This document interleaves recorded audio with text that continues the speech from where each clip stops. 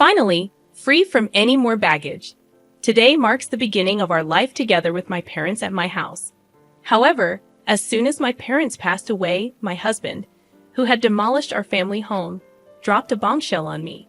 Standing in front of the now non-existent house, he declared, "What are you talking about? Have you lost your mind too? Come to our house with the inheritance. Quick." His words left me dumbfounded, and I couldn't help but burst into laughter. Ah, I see. That's what this was all about. Perplexed, my husband, Howard, and my in-laws looked at me incredulously. What? Why are you laughing? I revealed the truth to them. My name is Deborah Jackson. I was born into an ordinary salaried worker family. I married Howard at 29, raised 2 children, and now, at 55, I expected a quiet life with my husband. But life took an unexpected turn. I recounted the challenges of caring for my ailing parents, particularly my mother's battle with cancer. Despite my efforts, my husband's reaction to living with my sick mother was unexpected and less than supportive. I suggested living with my mother for her sake, but Howard was reluctant. His complaints about meals, cleaning, and laundry were hurtful. Despite the challenges, we moved to my family home to care for my mother, even though Howard's initial attitude remained unchanged. As time passed, my mother's health deteriorated, leading to her hospitalization and eventual passing. Despite the emotional turmoil, Howard's lack of support during the funeral preparations left me deeply disappointed. In times like these, one wishes for their spouse's support. However, Howard was off to the side with his parents, not helping with the funeral preparations. Even during the funeral, he remained at the back of the relatives section. "Howard, I wish you would sit in the family area." I couldn't help but wish for the support that never came. When I suggested that Howard should sit with me in the family area during my mother's funeral, he responded, "No, I'm fine here. I'm not a blood relative after all." His mother, who was listening, interjected, "He's your husband, but not your mother's son, right? Howard is my son, so he's an outsider. An outsider, that's right. Howard's parents are just us. Deborah should sit in the family area alone." Even his parents echoed the sentiment, stating that Howard should not be in the family area. While seating arrangements for family members may vary by region, in our area, it's customary for sons-in-law to sit in the family area. Predictably, with Howard not in the family area, distant relatives started whispering and speculating about our relationship. After the funeral, we returned home with my brother's family, children, Howard, and his parents. Despite their insensitive remarks, I thanked Howard's parents for coming and served them coffee. However, their callousness reached new heights when they casually remarked about the condolence money being tough on them, implying relief at the end of the financial burden with my mother's passing. Stunned by their words, I forced a smile and left the room. Overhearing Howard and his parents' conversation, I learned more about their true feelings. Howard complained about living with someone else, and his parents joined in mocking me. It wasn't the first time. They had always been disrespectful, even during our marriage.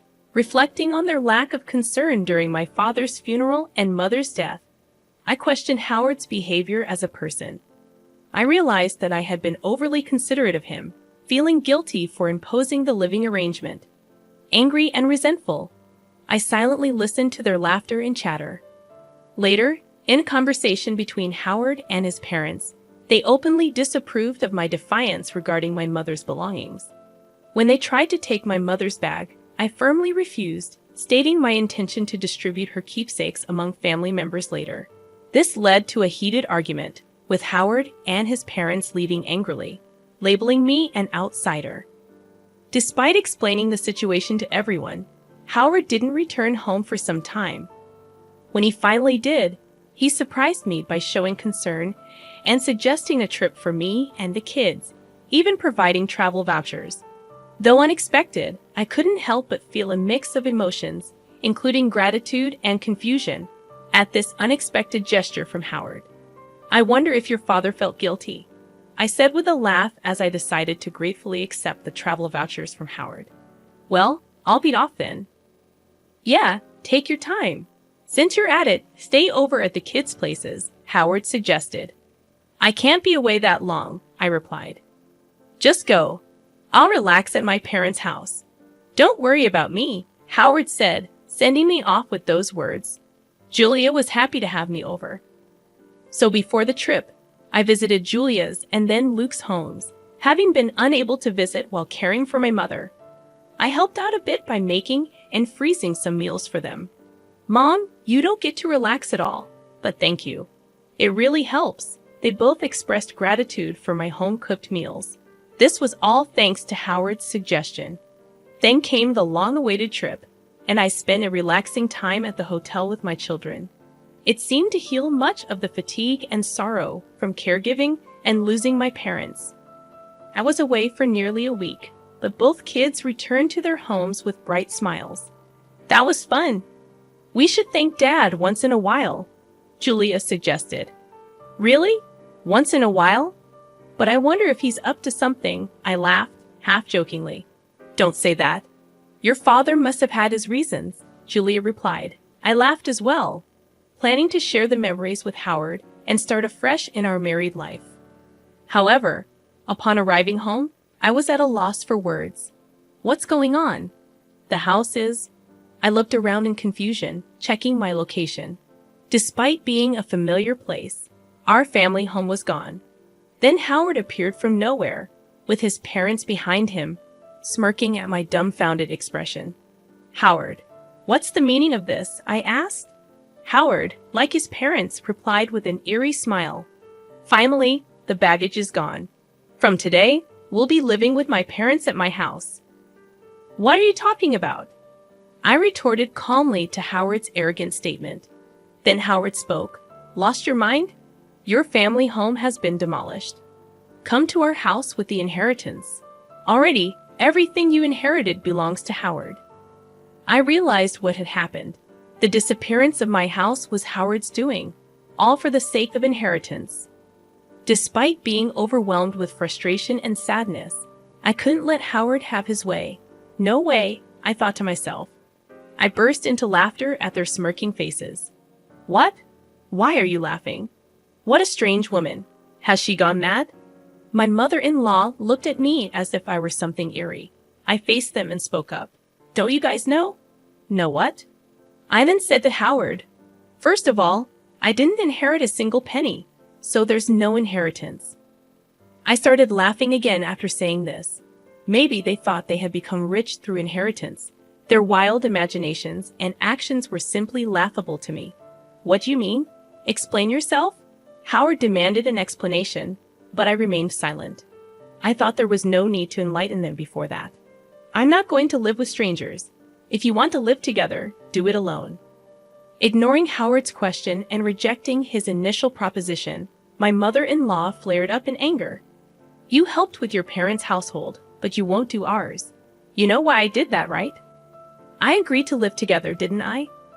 I said we didn't need to live together, but you chose to do so because you didn't want to do housework. My rebuttal left Howard and my mother-in-law biting their lips in frustration. And demolishing my family home on your own. There are things you can and can't do. I yelled at them on the spot, then left the scene. Behind me, Howard's voice called out, "Where are you going?" However, I didn't turn back. I had to secure a place to sleep for the night, and I didn't want to see Howard's face. I immediately consulted a lawyer. It couldn't be that easy to demolish a house. The house was still in my mother's name. When I wondered which company had taken the job, an unbelievable truth came to light. Howard and my father-in-law had directly demolished the house themselves. They had meticulously prepared, enlisting the help of acquaintances from my father-in-law's demolition company and renting heavy machinery. Moreover, they had given me the travel vouchers to drive me out. The realization of being utterly deceived brought tears to my eyes and filled me with frustration. Is there any way to punish the three of them? I asked the lawyer through tears, and he smiled kindly. Your husband, who demolished the house registered under your mother's name without permission, can be charged with criminal damage and sued for compensation. Let's start by demanding a proper apology from your husband and his parents." I nodded at his words, and the lawyer promptly started the proceedings. A few days later, an irate call came from Howard. "What's this letter of demand about?" "Oh, you received it. Since you destroyed our important house, you'll have to compensate for it." "Compensate? I told you we were moving into the family home. I demolished an unused house for you. You should be grateful, not demanding compensation.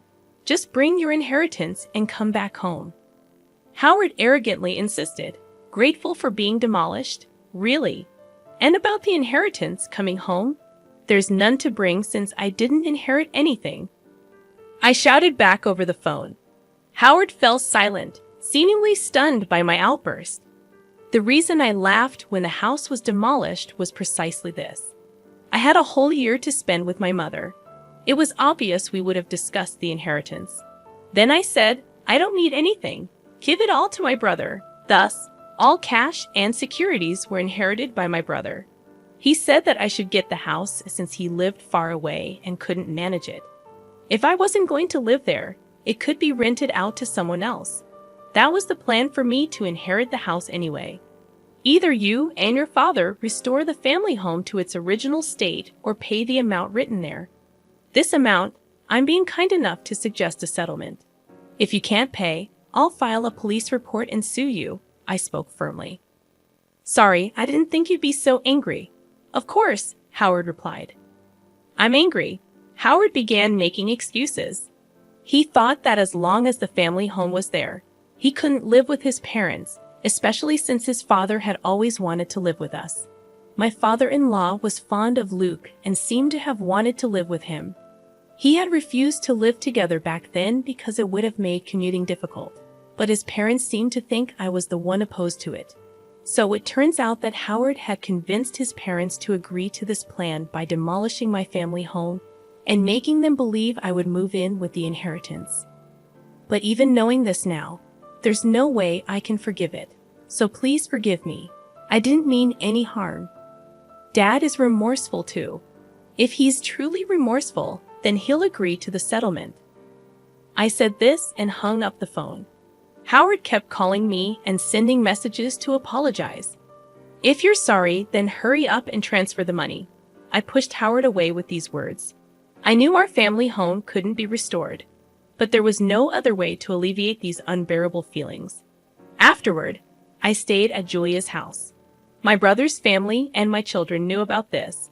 Even though my brother must have been angry about our family home being demolished without his consent, he said, "I won't interfere, but I'll lend a hand. Do what you think is right, Deborah." Everyone condemned Howard's actions and supported me. A month passed without any payment for the damages or compensation. During that time, there was no contact from Howard. I couldn't keep relying on Julia's hospitality forever. I wanted to receive the money soon and at least establish a stable living situation. But contrary to my wishes, something unbelievable happened. It was revealed by a comment from Julia. "This apron looks a lot like Grandma's," she muttered while showing me her smartphone screen. I was shocked when I saw the screen. It was a product page on a flea market app. The item Julia thought resembled my mother's apron was a unique piece I had made for my mother. "What? This is Grandma's apron. I made it, so there's no mistake, really," Julia said and hurriedly checked other pages. The seller seemed to have registered recently, with no transactions or ratings yet. As I checked the content of the nearly 30 items listed, I was shocked to find that they all belonged to my mother. I immediately realized it must be Howard's doing. No one else but Howard, who had demolished the house, could have taken my mother's belongings. I called Howard right away. "What's this about the app, Howard?" Howard responded, sounding annoyed, thinking he was playing dumb. I'd angrily confronted him. "Don't play dumb. You're selling Mom's belongings, aren't you? Cancel the listings right now." Howard sounded panicked as he replied, "What? No, it's not me. Who else would do such a thing? I'm coming over to get everything back." I hung up and immediately went to Howard's parents' house with Julia. Upon arriving at Howard's parents' house, I immediately called out to Howard. He came out to meet us at the entrance, where I confronted him. "I don't know anything about it," Howard said. "Dad, tell the truth." Julia, supporting me, also pressed Howard for answers. He was visibly flustered. While this was happening, Howard's parents, perhaps realizing we were there, showed up too. "Oh, Julia, you're here?" She smiled happily upon seeing Julia. Julia, clearly upset, spoke to her grandmother. "Tell Dad to tell the truth." "The truth. It seems like Dad is selling the stuff Grandma passed away." With hearing this, my mother-in-law laughed. Howard looked troubled and kept repeating, "It's not me." Then my mother-in-law spoke loudly. "Howard's selling them? That can't be true." "But because I'm the one selling them." I felt the blood drain from my face at her words. Howard must have known. He looked at his mother with a "this is bad" expression. Julia was stunned, but my mother-in-law seemed cheerful. "What did you say? It's quite a task, you know. Packaging has to be done carefully, and the photos need to be taken well." She talked about the app as if it was a fun hobby, not realizing she was selling stolen items. I struggled to contain my anger. "Cancel the listing. That's not something Grandma can just sell." Julia, red-faced and teary-eyed, appealed to her grandmother, but my mother-in-law seemed displeased. "What's the big deal? I found a fun hobby. I use what I can, and the rest makes a nice little income. It's good for preventing dementia after all. I'm the only grandma left. And Julia, you want me to stay healthy and live long, right?" My mother-in-law said this nonchalantly. It was clear she wouldn't listen to our pleas. "But if talking won't work, we'll have to take action. Let's go home, Julia." "But it's okay." I left the house, dragging Julia with me. And so, I rushed to the police station. I had not planned to file a report about the house being demolished, but theft was a different matter altogether. When I reported the theft and unauthorized sale of my mother's belongings to the police, they promptly took action. The flea market app company cooperated, and my mother-in-law's account was suspended. This ensured that no more items would be sold. On my way back from the police station, I called Howard. "I had your mother's account suspended. You knew about this, didn't you? You're complicit." "No, I've filed a police report. Please cooperate with the investigation." Howard became frantic at my words. "What? We're family, aren't we? Please withdraw it. Strangers, right? I still haven't received any compensation or damages for the house being demolished, and I see no remorse from you." I was angry, and Howard was at a loss for words. But I am not heartless. Despite everything, I had shared a life with Howard for a long time.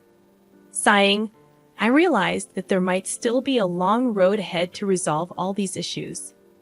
I said I'll wait for the money, but I won't forgive the theft. Everything must be returned. "And Howard, your father looked very ill. Has he been to the hospital?" "What? I'm not heartless, so I'm just letting you know." I said this and hung up the phone. I had seen my father-in-law earlier, and he hadn't spoken much. He was much thinner than when I last saw him a few months ago, and his face was pasty and unnaturally dark. It was clear that he was not in good health, but I doubted that the family had noticed. My mother-in-law was nonchalantly trying to sell stolen items, and Howard was only bold towards me. That parent and child simply lacked any sense of consideration for others. The next day, my father-in-law called me. I thought he might thank me, but it was the exact opposite. "You're treating me like a sick person, planning to dump me in a hospital to get rid of me, huh? I have to protect Howard and your mother from you. I'm not going to any hospital," he scolded. I was concerned for him, yet this was how he responded. "I apologize if it was out of line. I was just concerned, I'm not weak and short-lived like your parents. Don't patronize me." I was angry at his words, but a few days later, he apparently felt unwell and went to the hospital. The diagnosis was terminal cancer. Howard called me in a panic. "Dad has terminal cancer. What should I do?" I snorted. That's none of my concern. Remember what you said when I suggested the hospital. You said you're not weak and short-lived like my parents. Deal with it yourself. How can you be so heartless? Who's the heartless one? Did you ever say a kind word when my mother was sick? Reflect on your own actions. I said this and ended the call. As expected, my father-in-law passed away not long after. As a human being, I didn't want to harbor negative feelings towards someone who had passed. But recalling all that had been done and said, I couldn't shed a single tear. After the funeral, a will was found. Despite his claims of not being short-lived, my father-in-law had been thoroughly prepared. The house is to be inherited by my grandson Luke. The rest of my estate is to be divided between my wife and eldest son, it stated. I was surprised to see Luke's name. My father-in-law had always favored Luke, expressing a desire to live with him. Now he must have wanted Luke to live in the house even after his passing. For Luke, this was an unwelcome burden. Renounce the inheritance. You don't want that house, do you? I told Luke, but he was actually pleased to inherit the house. Inheriting the house would only mean paying inheritance taxes, with no real benefit for Luke. However, if he was happy with it, it wasn't my place to say anything. As per his grandfather's will, Luke inherited the house. My mother-in-law was delighted and paid the inheritance tax. He's our heir, after all, she said. Well, that wasn't wrong. I felt a bit down, feeling like Luke was taken from me. But then something unbelievable happened. Come to our house, responding to Howard's message. I immediately went to his parents' house. There, like me once stood, my mother-in-law and Howard, frozen in front of their house. On the property, there were heavy machines, trucks with the demolition company's name, and workers all demolishing the house. What's going on? It's my house.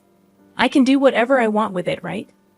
Luke, who appeared out of nowhere, seemed pleased watching the house being demolished. Luke, what are you doing? Stop it right now. Even if I stop now, we can't live there anyway, Mom. Luke, what have you done? My mother-in-law and Howard pleaded with Luke, but he just laughed.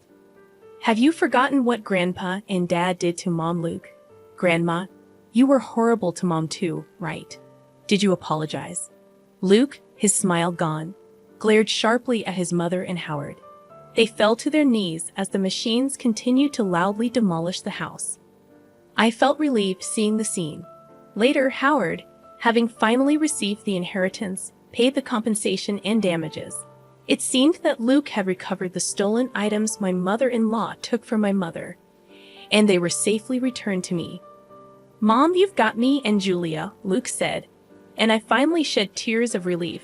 Howard and his mother lost their house and were left with no money, now living again in company housing. Howard and I had moved out of the company housing, and now Howard, along with his mother, had returned, becoming the talk of the town. A wife of Howard's colleague, with whom I am on good terms, contacted me, and I explained everything honestly. They'll likely live uncomfortably in the company housing now, but it's their own doing. Furthermore, with Howard's retirement, the two will need to save up for their future living arrangements. I might occasionally ask friends for updates on their situation, just for a story to share.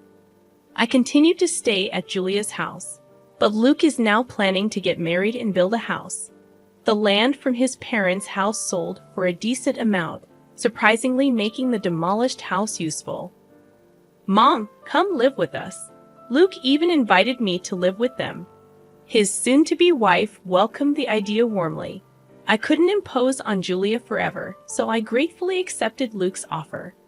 I resolved to be a different kind of mother-in-law, hoping to live happily with my new family.